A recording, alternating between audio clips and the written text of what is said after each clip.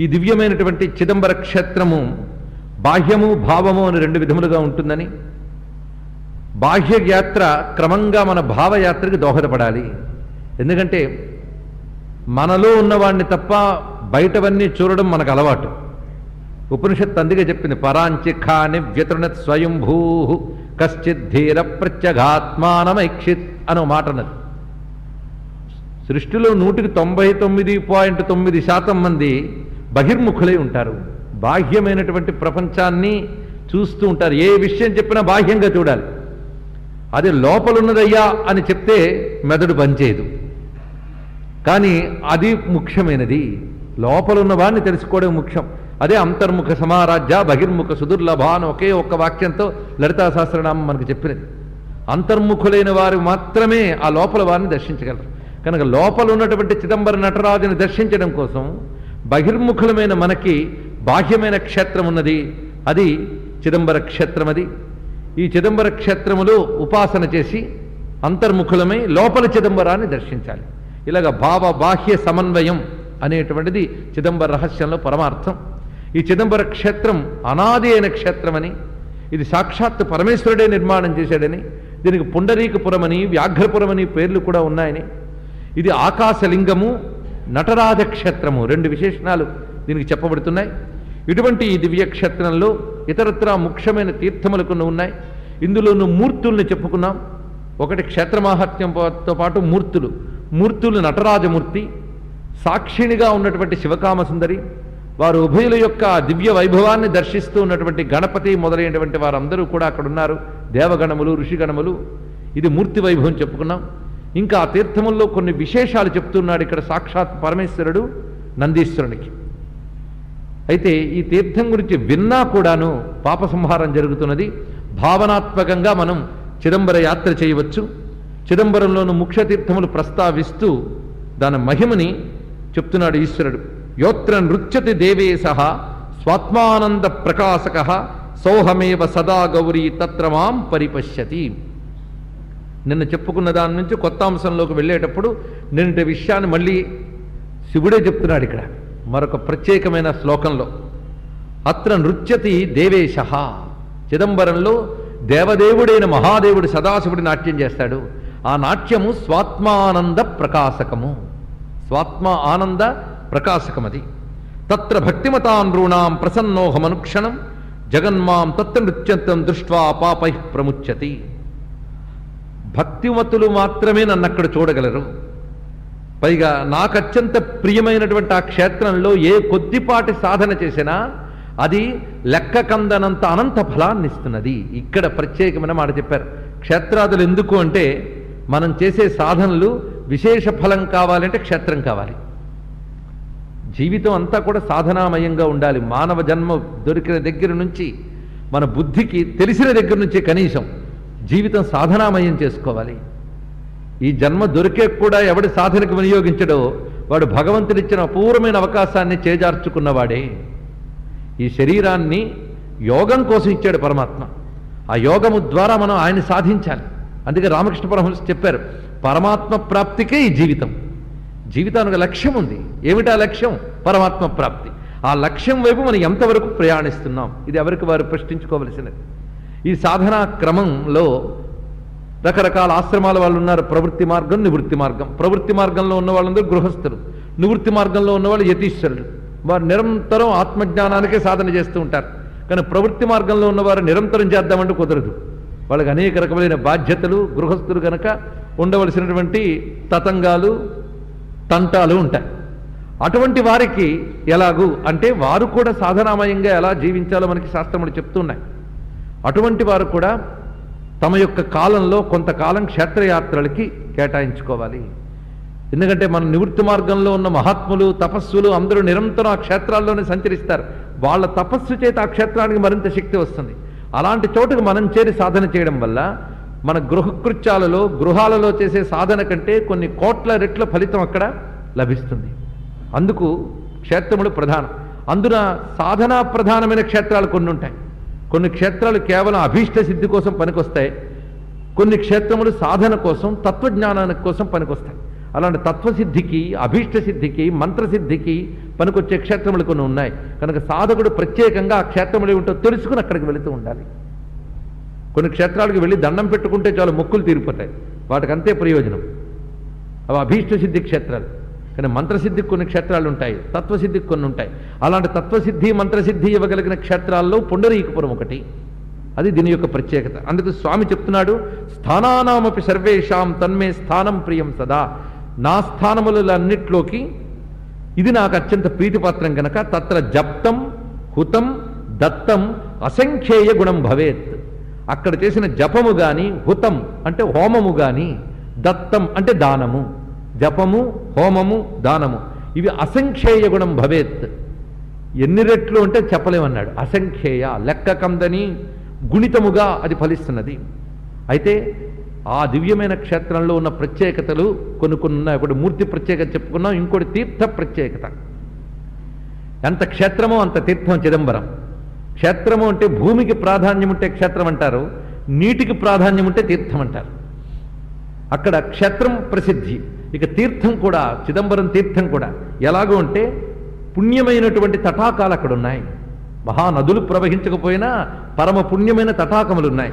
అందులో తటాకమస్తి తత్రాగ్రయం శివగంగాభిధానకం. శివగంగా అనబడేటువంటి ఒక అద్భుతమైన తటాకం అక్కడ ఉంది సుమా అని చెప్తున్నాడు.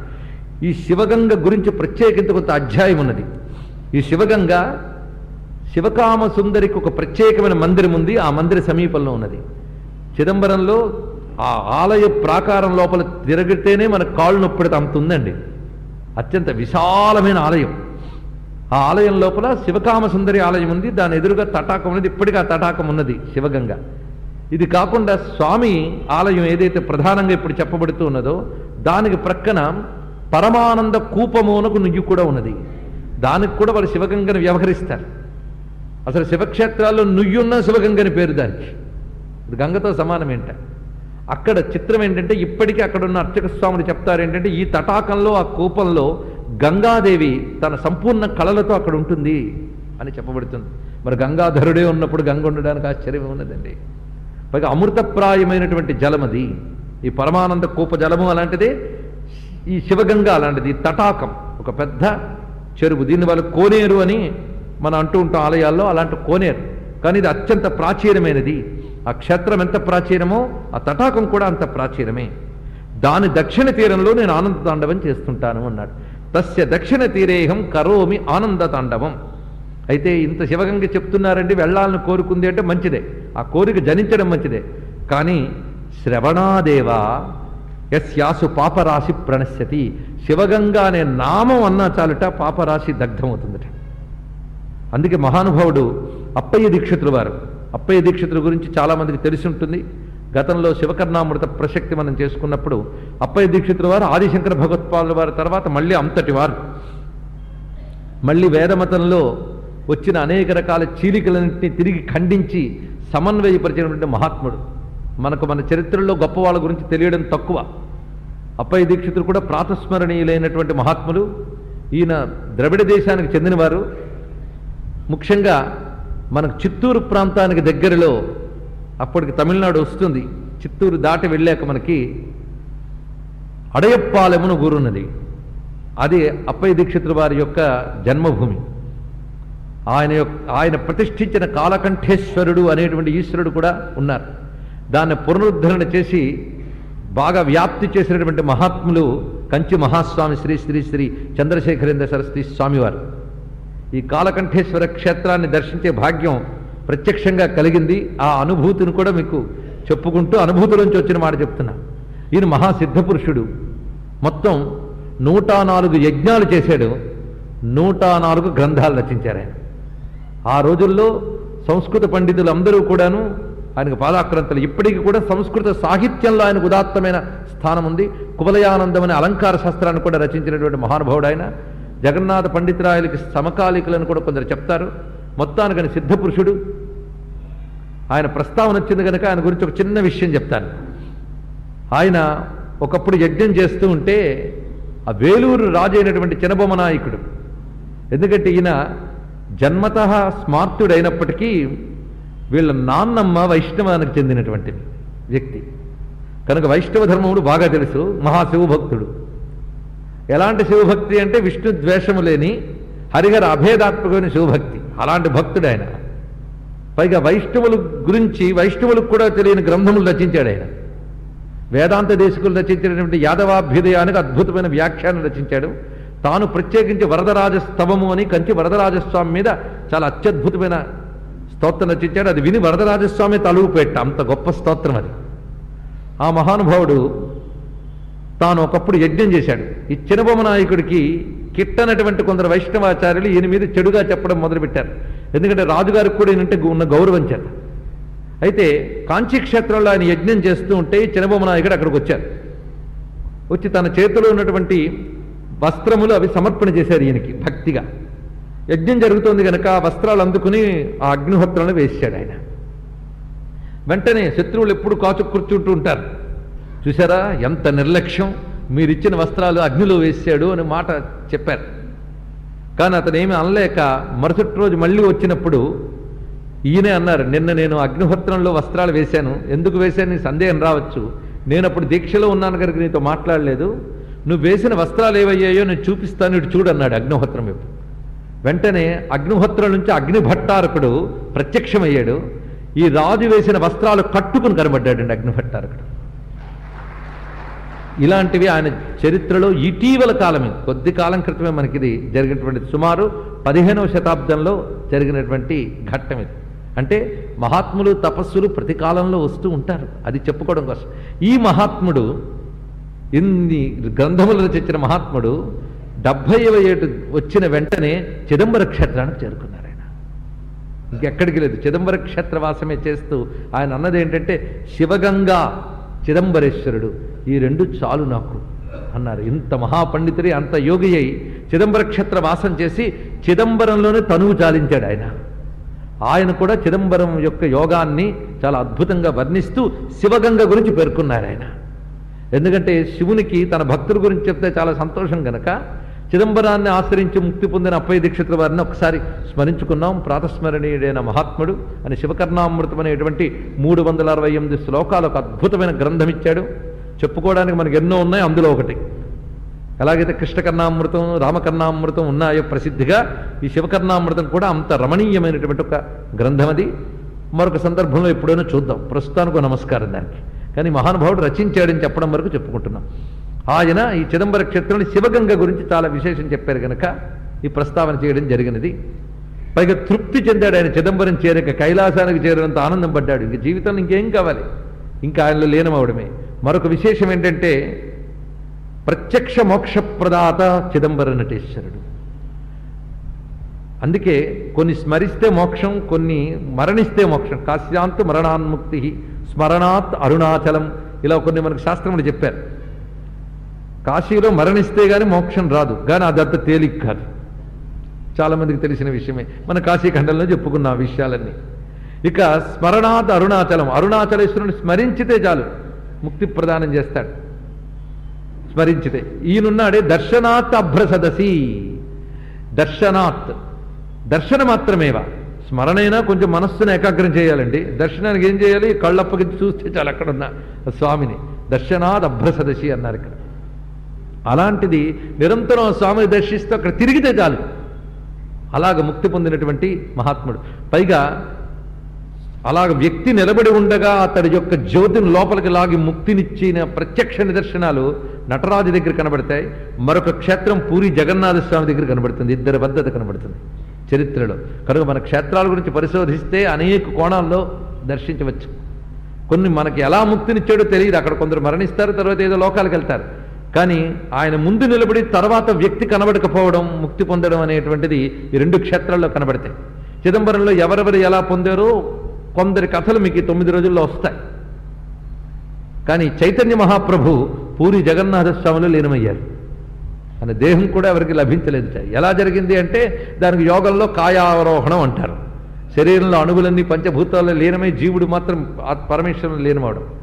అలాగే కర్ణాటక దేశం నుంచి వచ్చిన మహాభక్తుణ్ణి ఆ స్వామి లోపలికి లాక్కున్నాడు, జగన్నాథ స్వామి. దీనికి వాళ్ళ చరిత్రలో ఉంటాయి. మొత్తానికి కొన్ని క్షేత్రములు ఇప్పటికీ కూడా భక్తులైనటువంటి వారు, సర్వసమర్పణా బుద్ధితో ఉన్నటువంటి వారు. ఇలా చెప్పాం కనుక వెళ్తే లోపలికి లాగేసుకుంటాడేమో భయపడద్దు. అంత యోగం మనకి లేదు. ఆ భయపడేవాళ్ళు ఎప్పుడూ లాగబడరు, బాధే లేదు.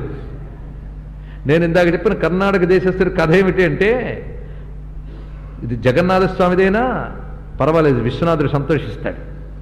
ఆ భక్తుడు జగన్నాథ స్వామి దగ్గరికి వెళ్ళాలని బాల్యం నుంచి అనుకునేవాడు, పూరి వెళ్ళాలి, జగన్నాథ స్వామిని చూడాలి అని తపన. కొంతకాలానికి ఆయన కళ నెరవేరింది. వెళుతూ ఉన్నాడు. వెళుతూ ఉంటే కొంతమంది పూరి నుంచి వస్తూ కనబడ్డారట. వచ్చిన వాళ్ళని ఎక్కడి నుంచి వస్తున్నారంటే, శ్రీక్షేత్రం పూరికి వెళ్ళి జగన్నాథుడిని చూసి వస్తున్నామని. చూసి మళ్ళీ వస్తున్నారా అన్నాడు ఆయన. ఆ భావన మనకు అర్థమవుతుందా? యద్గత్వాన్ అనివర్తంతే తద్ధామ పరమం మమ. దేన్ని చేరితే తిరిగి వెనక్కి రారో అది నా పరంధామ అన్నాడు. అది వైకుంఠం గురించి, కానీ దీని గురించి కాదండి అనుకుంటాం మనం. కానీ మహానుభావుడు ఇదే వైకుంఠం అనుకున్నాడు. కనుక వెళితే తిరిగి రావడమా, ఆయన్ని చూశాక మళ్ళీ ఎలా రాబుద్ది వేస్తుంది అనుకుని తపన పడి వెళ్ళి జగన్నాథ స్వామి ముందు నిలబడి, జగన్నాథస్వామి నైన పదగామి భవతుమే అని నిలబడగానే ఆ లోపలికి లాగేసుకున్నాడండి. మరి వెళ్ళనివ్వలేదు ఈయన్ని. తన పరంజ్యోతిలో లీనం చేసుకున్నాడు. ఇక్కడ అలా లాక్కునే వాళ్ళు ఈయనొకడు లోపలికి లాక్కుంటాడు. ఆ లాక్కున్న వాళ్ళల్లో చాలా మనం సామాన్యులు అనుకునే వాళ్ళు ఉన్నారు, కానీ వాళ్ళ మహాభక్తులు. అలాగ లాక్కున్నటువంటి పంచాక్షరి ప్రభువు చిదంబరం నటేశుడు. అటువంటి ఆ దివ్యక్షేత్రంలో ఈ శివగంగకు ప్రత్యేకం ఉంది గనక శివగంగను తలంచుకోగానే ఈ భక్తులందరూ వారు తలంచుకున్నారు శివగంగని ప్రత్యేకించి. ఈ శివగంగకి ప్రత్యేకించి దీనిపై కొన్ని కీర్తనలు ఉన్నాయి, మాణిక్యవాచకుడు మొదలైన వాళ్ళు రచించినది. అలాంటి శ్రవణాదేవ యస్యాసు పాపరాశి ప్రణస్థితి మర్త్యానాం భవమగ్నానాం కోటి జన్మ సమార్జిత. అనేక జన్మల నుంచి సంపాదించుకున్న పాపరాశి ఈ శివగంగ గురించి వింటే చాలయ్యా పోతుంది అన్నారు. పాపరాశి పోతున్న కొద్దీ చిత్తం శుద్ధమవుతుంది, చిత్తం శుద్ధమవుతున్న కొద్దీ శివునిపై భక్తి జ్ఞానం వర్ధిల్లుతాయి. అందుకోసం ఈ చిత్తశుద్ధికి హేతువు. ఉత్తమం సర్వతీర్థానాం పుణ్యవృద్ధికరం శుభం. ఇంకా అక్కడికి వెళ్ళి స్నానం చేయడమున్నదే, ఇంకా దాని గురించి చెప్పడమేమున్నది. సాధకులకి పనికొచ్చే విషయములు ఇక్కడి అధ్యాయం అంతా శివగంగ గురించి చెప్పాడు. కానీ నేను సమయాన్ని దృష్టిలో పెట్టుకుని మొత్తం విస్తారంగా చెప్పట్లేదు, ముఖ్యమైనవి చెప్తున్నాను. ప్రతి క్షేత్రంలో కూడా కొన్ని ప్రత్యేక కాలములు ఉంటాయి. ఆ క్షేత్రానికి ఆ కాలంకి ఒక అనుబంధం మనకుంటూ ఉంటుంది. అరుణాచలానికి మార్గశిర మాసం చెప్పబడుతూ ఉన్నది. అలా ఒక్కొక్క ప్రత్యేక క్షేత్రానికి కొన్ని ప్రత్యేక అమ్మవారి క్షేత్రాలకి నవరాత్రులు చెప్పినట్లుగా. అయితే చిదంబరానికి పుష్యమాసం చాలా ప్రధానంగా చెప్పారు. నేను ఇక్కడ డేట్స్ ఇచ్చినప్పుడు ఆలోచించుకోలేదు, కానీ ఇక్కడ చెప్తున్నప్పుడు పుష్యమాసంలోనే మనం చెప్పుకుంటున్నాం. ఇది కూడా భాగ్యం. పైగా పుష్యమాస గురువారం నాడే తన మహానాట్య ప్రదర్శన చేసేట ఆయన గురువారం నాడే మనం ప్రారంభించుకున్నాం. కనుక మన చేతుల్లో ఏమీ లేదు, శివసంకల్పం అని మన అహంకారాల మీద మొట్టుకై పెట్టాడు ఆయన. నిన్ననే ఆయన చెప్పించుకుంటున్నాడు, చెప్పడానికి ఒక పాత్రగా ఎంచుకున్నాడు. అంతవరకే భాగ్యం. ఆ దివ్యమైనటువంటి ఆ చోట్లో ఏ సమయాల్లో ఏవేవి చేయాలో చెప్పాడు. సూర్యుడు మేషరాశిని పొందిన సమయంలో అక్కడ స్నానం చేసేవాడికి వచ్చే ఫలితములు, అలాగే పుష్యమాసంలో చేసే స్నానము, గ్రహణ సమయాల్లో చేసే స్నానము, శివగంగా స్నానము చాలా విశేషం. పైగా సాధకుడైన వాడు, అంటే ఏదైనా దివ్యమైన మంత్రసిద్ధి కావాలనుకునేవాడు, యస్మిన్ తీర్థవదే దివ్యే స్నాత్వాయ ప్రమథోత్తమ తత్ర దభ్రసభానాథం మాం విలోక్య ముదాసహ అష్టోత్తర సహస్రంతు మంత్రమాజ్యం షడక్షరం జపతి ప్రీతి సంయుక్త సర్వపాపై ప్రముచ్యతే. శివగంగలో స్నానం చేసి అభ్రసభలో నన్ను చూసి, దీని అభ్రసభ అంటారు, దభ్రసభ అంటారు, రెండు అనొచ్చు. అభ్ర అంటే ఆకాశము, అభ్రసభ అంటే ఆకాశ సభ చిదంబరం. దభ్రసభ, దభ్ర అన్న దహర అన్న ఒకటే. దభ్రసభ, దహర సభ. దభ్రసభ అంటే చిత్సభ. చిత్సభలో ఉన్న నన్ను చూసి, అంటే శివగంగలో స్నానం చేసి చిత్సభలో ఉన్న నన్ను చూస్తూ 108 మార్లు పంచాక్షరి జపం చేసుకున్నట్లయితే అతడు నన్ను పొందుతున్నాడు సర్వపాపములు నశింపజేసుకొని అనే విషయాన్ని ప్రస్తావన చేశారు. ఇది సాధనకు ముఖ్యంగా చెప్పుకున్నాం. అదే ముఖ్యంగా మాఘమాసంలో దీని స్నానం విశేషం. కృష్ణపక్ష అష్టమి ఒకటి విశేషంగా చెప్పారు. మనం ప్రారంభించుకున్నది కూడా కృష్ణపక్ష అష్టమి. స్వామివారికి ప్రీతిపాత్రమైన తిథుల్లో ఒకటిగా దీని గురించి వివరించారు. మొత్తానికి ఇంతవరకు చెప్పుకున్నటువంటి ఈ శివగంగా ప్రభావాన్ని ఎవరు వింటారో వారు నా యొక్క అనుగ్రహానికి పాత్రులవుతారు అని ఈ అధ్యాయాన్ని ముగించాడు. ఆ తర్వాత ఈ చిదంబరంలో నటరాజ దర్శనం కోసం మనం ఈ రోజు నుంచి తాపత్రయపడదాం. ఎప్పుడు దర్శనం ఇస్తాడో చూద్దాం. ఈ నటరాజ దర్శనం కోసం తహతహలాడిన వాళ్ళ కథలు ఇక్కడి నుంచి మొదలు పెడుతున్నారు. పరమాత్మ ఏ విధంగా వారిని అనుగ్రహించాడనే విషయం.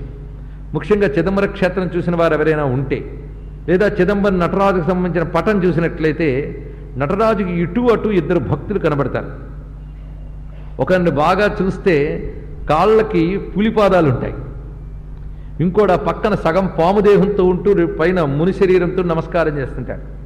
వాళ్ళిద్దరి కోసమే ఆయన గుప్తమైన తన తాండవాన్ని ప్రకటనగా చూపించాడు. కనుక వాళ్ళిద్దరు కదా చాలా ప్రధానంగా చెప్పబడుతూ ఉంటుంది. ఇప్పటికీ వారికి ప్రత్యేకమైన పూజలు కూడా చేస్తారు. వారు కానీ లేకపోయి ఉంటే మనకి ఈనాడు అది నటరాజ క్షేత్రంగా మనం పొందేవాళ్ళం కాం. ఆ మహానుభావులు ఒకరి పేరు వ్యాఘ్రపాదుడు, ఇంకొకరి పేరు పతంజలి. వీరు ఉభయుల యొక్క చరిత్ర మనల్ని ధన్యుల్ని చేస్తుందని చెప్తున్నారు. నటరాజ భక్తుల్లో అగ్రగణ్యులు వీరు ఉభయులు. ఇక్కడ వీరి కథలో ఒక యోగ రహస్యం కూడా ఉన్నది. ప్రతి పురాణ కథలో కూడా యోగ సంకేతాలు ఉంటాయని మనం అనేక మార్లు చెప్పుకున్నాం. ఆ యోగ రహస్యములు కూడా ఉన్నాయి. కథ చెప్పుకుని ఆ రహస్యాల వైపు వెళదాం. ఒకప్పుడు పుండరీకపురే తస్మిన్ తత్వనిష్ణాత సేవితే, ఆ పుండరీకపురాన్ని తత్వనిష్ణాతుడైన వ్యాఘ్రపాదుడు సేవించాడని చెప్తారు కదా. ఏ విధమైన తపస్సు చేసి అతను సేవించాడయ్యా అని అడిగారట మహర్షులు. దానికి సూతులు వారు వ్యాసుల వారి ద్వారా విన్న కథని చెప్తున్నారు. ఒకప్పుడు మునీనామగ్రణీ శ్రీమాన్ బ్రహ్మ నిష్ణాత చేతస జజ్ఞే మధ్యందినో నామ ముని పుణ్యతపాపురా. మధ్యందినుడు అనేటువంటి ఒక మహర్షి ఉండేవాడు. ఈ మధ్యందిన అనేటువంటి వైదిక నామాలు ఇవన్నీ కూడా వేద ఋషులు. మనకు మాధ్యందిన సంహిత అని శుక్లయజుర్వేదంలో చెప్పబడుతుంటుంది. దానికి మునికి ఏమైనా సంబంధం ఉందేమో మనకు తెలియదు. మొత్తానికి మధ్యందినుడు అనేటువంటి మహాత్ముడు ఉండేవాడు. ఈయన తపస్వి. అసలు తపోగుణము ఈయన నుంచి పుట్టిందా అనిపించేటంత తపస్సుట. కొన్ని గుణాలు కొందరి దగ్గర గొప్పగా రాణిస్తాయండి, కొందరి దగ్గర మెరుస్తూ ఉంటాయి, కొందరి దగ్గర నిలకడగా ఉంటాయి. తపస్సత్యం దయాశాంతి యస్మాత్ ధర్మోప్యజాయత. తపము, సత్యము, దయా, శాంతి, ధర్మము, పవిత్రత, శౌచం, ఈ 5 గుణములు కూడా ఇతని దగ్గర పుష్కలంగా కనిపిస్తూ ఉంటాయి. ఆయన తేజస్సు చేత ఆ ప్రాంతం గౌరవం పొందింది అన్నాడు. అంటే ఇతను ఏ మహోత్పర్వత ప్రాంతం వద్ద ఉండేవాడు. ఆయన తపస్వి. ఆయన పుత్రుడు అగ్ని నుంచి అగ్ని పుట్టినట్టు పుట్టాడు అన్నారు ఇక్కడ. అగ్ని నుంచి అగ్ని పుట్టినట్టు పుట్టాడు. చాలా ఒక్క మాట.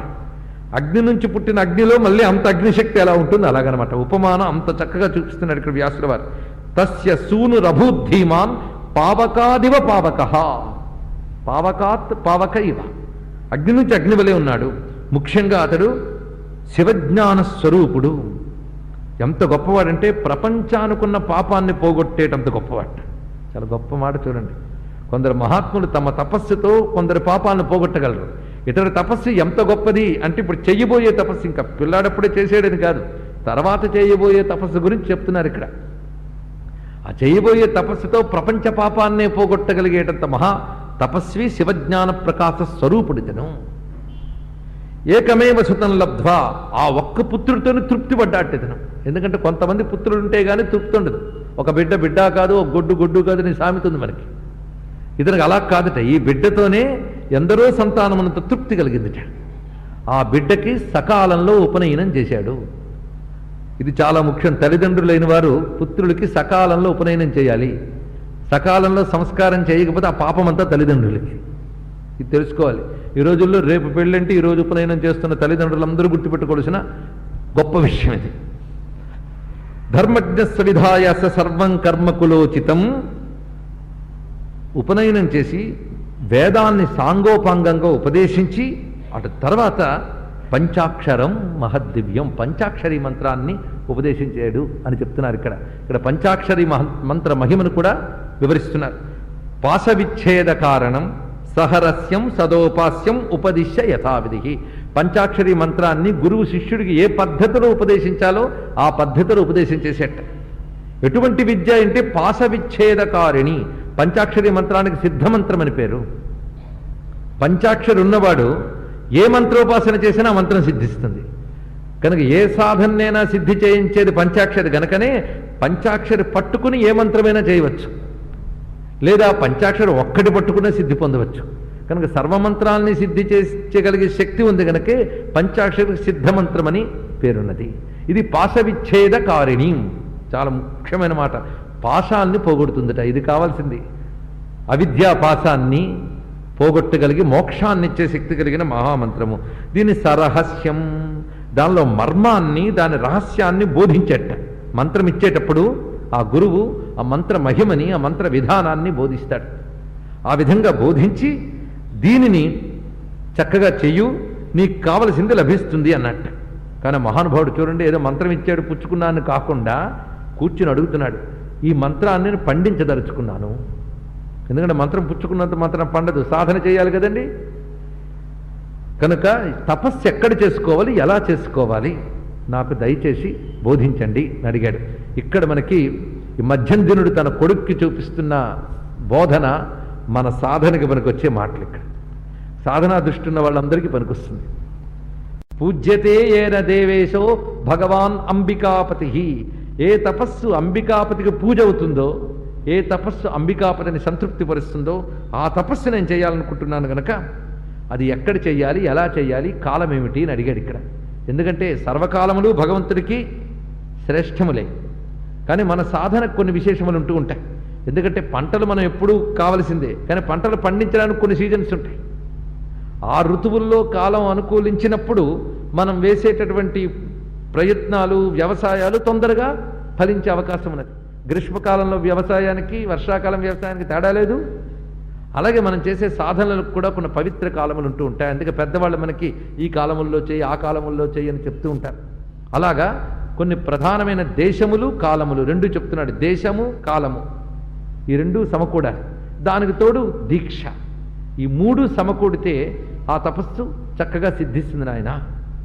అందుకు ఉత్తమమైనటువంటి ఋతువులు కొన్ని ఉన్నాయి. ప్రతి ఋతువులో కూడా ఉత్తమ కాలాలు ఉంటాయి కనుక ప్రతి ఋతువు శ్రేష్టమే. అందులో హేమంతము, శిశిరము సాధనకి చాలా శ్రేష్టమని మళ్ళీ చెప్తున్నాడు. హేమంతము, శిశిరము అంటే మనకు మార్గశిరము, పుష్యము, మాఘ పాల్గొనములు వచ్చినటువంటి విశేషములు. అలాగే శరత్కాలం ఒక విశేష కాలంగా చెప్పారు. వసంత ఋతువు కూడా చెప్పారు. ఇక సూర్యగ్రహణ కాలము, పూర్ణిమ ఇలాంటి పుణ్యతిథులు, వాతావరణంలో కూడా తీవ్రమైన చలి కానీ, తీవ్రమైనటువంటి వేడి కానీ లేని చోట్లు కావాలి. ఇంకా మరికొన్ని విషయాలు ఇతర పురాణాల్లో కూడా చెప్పిన మనం ఒక్కర స్మరించుకున్నట్లయితే, శుద్ధి లేని చోట తపస్సు చేయరాదు. ఇది ముఖ్యం. శుద్ధి అనేటువంటిది ముందు భూశుద్ధి ఎలా జరుగుతుందో చెప్పారు. మనం ఉన్నటువంటి భూమి ఇది శుద్ధి కావాలి అంటే మట్టి భూమి అయితే దున్నితే కానీ శుద్ధి కాదుట. దున్నాలి, అక్కడ కొంతైనా దున్నాలి. అందుకే జనక మహారాజు యజ్ఞం చేసే ముందు భూమిని దున్నాడని చెప్తారు. ఆ దున్నితే కానీ అది యజ్ఞానికి, తపస్సుకి వినియోగింపబడదు. అదే మనం శిలామయమైనటువంటివి అంటే ఇప్పుడు మన ఇళ్లలో వేసుకున్న ఫ్లోరింగ్ అనుకోండి, అదైతే మాత్రం తడి గుడ్డతో తుడిస్తే కానీ అక్కడ సాధన చేయడానికి లేదు. ఇది ప్రత్యేకంగా చెప్పారు. శుద్ధి కావాలి. పైగా అక్కడ దుమ్ము ధూళి లేని చోటు కావాలి. అంటూ మైలా మొదలైనవి ఉన్న ఇళ్ళు సాధనలకి పనికిరావు. అక్కడ ఏ మంత్రం చేసినా, ఏ స్తోత్రం చేసినా ఫలించదు. ఇవన్నీ సాధకులకి చాలా ముఖ్యమైన విషయములు. ఈ విషయంలో మనకి భాగవతంలో కూడా చెప్పబడుతూ ఉంటాయి. ఉద్ధవ గీతలో కొన్ని చెప్పారు. అదేవిధంగా ఇతర పురాణాల్లో కూడా ఉన్న అంశములు సాధకులకు పనికొచ్చేవని చెప్తున్నాం. అలాగే కేవలం కర్ర మీద కానీ, రాయి మీద కానీ, గుడ్డ మీద కానీ కూర్చుని జపం చేసినా, తపస్సు చేసినా మంచిది కాదు. కర్ర, రాయి, గుడ్డ ఈ మూడు పనికిరావన్నాడు ఇక్కడ. ఒకవేళ పీట వేసినా దానిపై దర్భాసనము, చిత్రాసనము, కంబళి ఆసనము వేసుకోవాలి. పైగా వస్త్రధారణ నుంచి చాలామందికి తెలిసిన విశేషములే. ఈ సాధన కావాలయ్యా కనుక ఏకాంతమైన స్థలమై ఉండాలి. పాడుపడ్డ చోట్లు కానీ, శిథిలమైనటువంటి ప్రాంతములు కానీ కూడదు. ఎందుకంటే అక్కడ దుష్టశక్తి సంచారంతో నువ్వు ఎంత చెప్పుకున్న ఉత్తిష్టత భూత పిశాచాహ అన్నంత తొందరగా ఉత్తిష్టత కావవి, అవి కూడా ఉంటూ ఉంటాయి. అంతేకాదు తపస్సు చేస్తున్న వాడి తపస్సును కబళిద్దామని చూసి కొన్ని దుష్టశక్తులు ఉంటాయి. ఎందుకంటే బ్రతుకున్నంతకాలం ఒక్క సాధన కూడా చెయ్యకుండా, ఎందుకంటే నమ్మకాలు బాగు చేసుకోవడానికి అవకాశం ఈ దేహంలో తప్ప ఇంకో దేహంలో లేదు, గుర్తుపెట్టుకోండి. కనుక దీపముండగ ఇల్లు చక్క పెట్టుకోవాలి, దేహముండగ సాధన చేసుకోవాలి. ఆ తర్వాత ఏం లాభం లేదు. ఆ తర్వాత చూర్లు పట్టుకు వేలాడటము, ఇంకోటి ఒంటి మీదకు దూరాలను ప్రయత్నించడం ఇది జరుగుతుంటుంది. వాడు ఉత్తిష్ఠిత భూత పిశాచాన్ని నీళ్లు చల్లగానే అంత దూరం పరిగెట్టాల్సి వస్తుంది. కానీ వాడు చేస్తున్న జపం నుంచి వచ్చే శక్తిని పుచ్చుకుని బతికేద్దామని కొందరు చూస్తూ ఉంటారు. అందుకే జపం చేసేటప్పుడు మాల కనబడకుండా వస్త్రాన్ని కప్పుకోవడం ఇవన్నీ అందుకోసం. వాళ్ళు దృష్టి మాత్రం చేత కబళించగలరు. అలాగే జపాన్ని బయట కనకూడదు. ఇవన్నీ పెద్దవాళ్ళు ఊరికనే చెప్పలేదు. మనం చేసేటప్పుడు చుట్టూ ఎన్ని రకాలు ఉంటాయో చూడగలగాలంటే వేరే చూపు కావాలండి. మనం తేలిగ్గా తీసి పారేస్తాం. నమ్మకం లేని వాడికి జపం కూడా అక్కర్లేదు, దాన్ని నమ్మితే దీన్ని కూడా నమ్మాలి. కనుకనే పెద్దవాళ్ళు ఇవన్నీ చెప్పారు. కొంతమంది ఎన్ని చేసినా, ఎన్ని జపాలు చేసినా ఎందుకు ఫలించట్లేదంటే ఇదిగో ఇక్కడెక్కడో లోపం వస్తుందన్నమాట. ఇవన్నీ అందుకు ఆ శుచి అయిన చోటు అనేది చాలా ప్రధానంగా చెప్తున్నారు. మన ఇంటిని శుచి చేసుకుని కానీ చెయ్యలేం, కానీ క్షేత్రాదులు స్వతసిద్ధంగా శుచి గనక శక్తివంతంగా చార్జ్డ్ అనమాట. అలాంటి చార్జ్డ్ అయిన చోటుకు వెళ్ళినప్పుడు తొందరగా అవుతుంది. మీరు పచ్చ కట్టెని మండించడం మహా కష్టం, ఎండిన కట్టెని సులభంగా మండించగలం. అదేవిధంగా క్షేత్రములన్నీ ఎండిన కట్టె వలె సులభంగా మనకి సాధనకి పనికొస్తాయి. కనుకని ఇక్కడ ప్రత్యేకించి కాలములు ఇవన్నీ పిల్లవాడికి చెప్తున్నాడండి తండ్రి. ఎవరు? మధ్యందినుడు అడిగిన పిల్లవాడికి. పైగా తీవ్రమైనటువంటి వేడి కానీ తీవ్రమైనటువంటి చలి కానీ ఉన్న చోట్లలో చేయరాదు. ఎందుకంటే శరీరం స్వస్థతగా ఉండాలి. స్థిర సుఖమాసనం అని చెప్పాడు పతంజలి యోగ సూత్రాల్లో. కనుక నీ శరీరాన్ని క్షోభింపజేసుకునే పరిస్థితి చుట్టూ ఉండకూడదు. అలాగని సుఖాలు మరిగి కాదు, సుఖంగా సుఖాసనం వేసుకోమన్నారు కనుక నేను ఈజీ చైర్లో జపం చేస్తానంటే కాదు అక్కడ అర్థం. దాంతో ఎక్కడికెక్కడ జాగ్రత్తగా తెలుసుకోవాల్సింది. పైగా రాత్రుల్లో కూడా కొన్ని సాధనలు చేసుకోవచ్చు. కొన్ని మంత్రాలకి రాత్రులు చాలా ప్రత్యేకించి ఆ రాత్రి సాధనలు చాలా విశేషంగా చెప్పారు. అంతర్ముఖత్వానికి రాత్రి ఉపాసనలు చాలా విశేషంగా పనిచేస్తాయి. పైగా ఎత్తైన పర్వత శిఖరాల్లో చేసే సాధనలు చాలా విశేషంగా ఉంటాయన్నారు. నదీ తీరములు, సముద్ర తీరములు, దేవాలయములు, ఎత్తైన పర్వత ప్రాంతములు అవి విశేషమైన ఫలితాన్ని ఇస్తాయి సుమా. ఇక శివక్షేత్రములన్నీ కూడా అత్యధికమైన ఫలితాన్ని ఇస్తాయి. పైగా ఏకాంతానికి భంగం కాని చోట్లోనే సాధన చేసుకోవాలి. కోనేరులు, తోటలు ఇత్యాదులు కూడా సాధనకి చాలా అనుకూలమైనవి. పైగా మనస్సు ఎక్కడ కూర్చుంటే వెంటనే ఒక ఆనందానుభూతిని, తృప్తిని చెందుతుందో ఆ చోట అన్నిటికంటే గొప్పదయ్యా అన్నాడు. ఇంత చెప్పి అదెందుకు చెప్పాడండి? మన వైబ్రేషన్స్ అని అంటూ ఉంటాం. కొంతమందికి కొన్ని చోట్లకి వెళ్ళేటప్పుడు ఏదో తెలియని అశాంతి ఎందుకో తెలియదు. కనుక ఆ చోట్లలో అటువంటి మనస్సుకు ఒక దైవం వైపు వెళ్ళగలిగేటువంటి ఒక స్థితిని ఇచ్చే వాతావరణాలు ఉంటాయి. అవి చాలా శ్రేష్టం సుమ. అలాగే శరీరాన్ని తీవ్రంగా ఉపవాసాలతో కృషింపజేసుకున్నా జపం చేయలేరు, అలాగే శుభ్రంగా తిన్నా చేయలేరు. అందుకు సాత్వికమై యుక్తమైన ఆహారాన్ని తీసుకోవాలి. అంటే భారతీయులు చెప్పే అన్ని మార్గములు ఒకే మూలం నుంచి పుట్టాయి, వేద మూలం నుంచి. మీరు అది యోగం అనండి, జపం అనండి, ఏమనండి. ఇప్పుడు రకరకాల యోగాలు మనకు వస్తూ ఉన్నాయి. ఒకటి చెప్పింది ఇంకోటి చెప్పడం, ఎందుకంటే వీడి శిష్యులు వీడికి ప్రత్యేకంగా ఉండాలి కనుక సమన్వయం అనేది లోపం అవుతుంది. కానీ భారతీయ సంస్కృతిలో జపయోగం కూడా చాలా విశేషం. అసలు అన్నిటికంటే గొప్ప యజ్ఞం జపయజ్ఞం, అందుకే దానికే ఎక్కువ ప్రాధాన్యం ఇస్తున్నాం. కథతో పాటు సాధనకు పనికొచ్చే విషయాలు కావాలి కదా. అన్ని యజ్ఞాల కంటే గొప్పది జపయజ్ఞం. యజ్ఞానాం జపయజ్ఞోస్మి అన్నారు. ఎందుకంటే అంతర్ముఖులే ధ్యానంలో మనస్సును పరమాత్మ యందు నిలపడం చాలా శ్రేష్టము అని నేను చెప్పగానే, శ్రేష్టమని మీరు అనుకోగానే అయిపోలేదు. అది నిలపడం మహా కష్టం, అంతే కదండి. మానస వనచర వరసంచారము నిలిపి మూర్తి బాగుగా పొడగనే వారు ఎందరో మహానుభావులు, కానీ వాళ్ళు దొరకడం మాత్రం మహా కష్టం. మనస్సు అనే కోతిగాన్ని నిలపాలంటే మహా కష్టం. ధ్యానం అక్కడికి కానీ జరగదు. కానీ జపం అనేది ఉన్నదే, అది అటు మనస్సుకి ఇటు బాహ్యానికి మధ్యలో ఉంటుంది. అది కనుక ఇందులోంచి అందులోకి తీసుకెళ్ళడానికి జపం అన్నిటికంటే గొప్పది. కొంతమంది నా జపం చేస్తుంటే మనస్సు నిలబడలేదండి అంటూ ఉంటారు.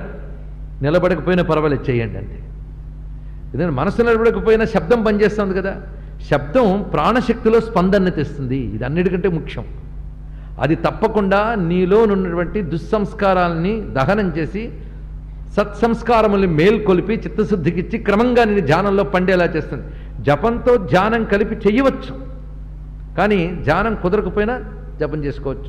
ఒకవేళ జపము ధ్యానము కలిపి చేస్తే అది పెద్ద యోగం, అది సగర్భం అని చెప్తారు. జపాల్లో హై స్టేజ్ అది.